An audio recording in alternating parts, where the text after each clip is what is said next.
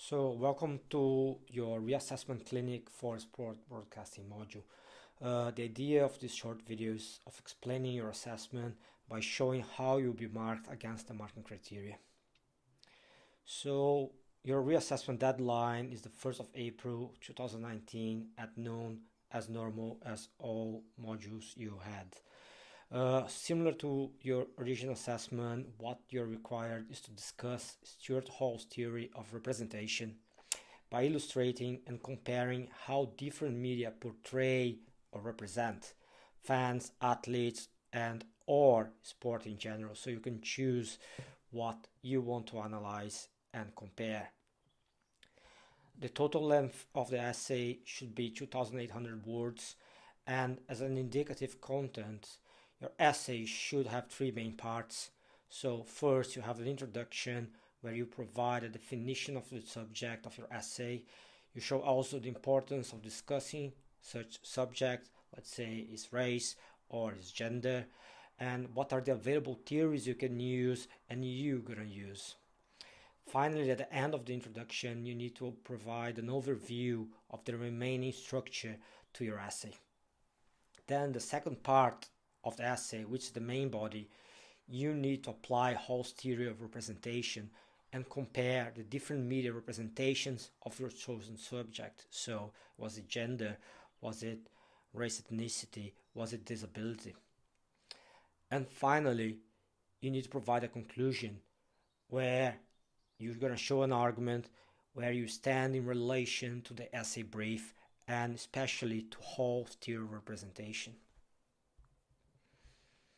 So, to understand what you're required to do in this assessment, my idea is to use Bloom's taxonomy of educational learning objectives as a guide, and then show how those objectives are mapped in our marking criteria. So how you're going to be marked against and what you wrote. So the first level in Bloom's taxonomy is knowledge, and this means that we are measuring your ability to recall information. And here in our marking criteria for this module, we found this in the knowledge and understanding criteria. That's 20% of your final mark. So if you want to reach 40%, which is a pass, you need to show an adequate level of knowledge and understanding of Hall's theory of representation. So what I'm looking at, do you understand Hall's theory of representation? The second objective in Bloom's taxonomy is comprehension, and it indicates if you fully grasp the meaning of the theory. This is still found in the knowledge and understanding criteria, but now in the very good band, so like 60 to 69, almost a first, so a high 2-1.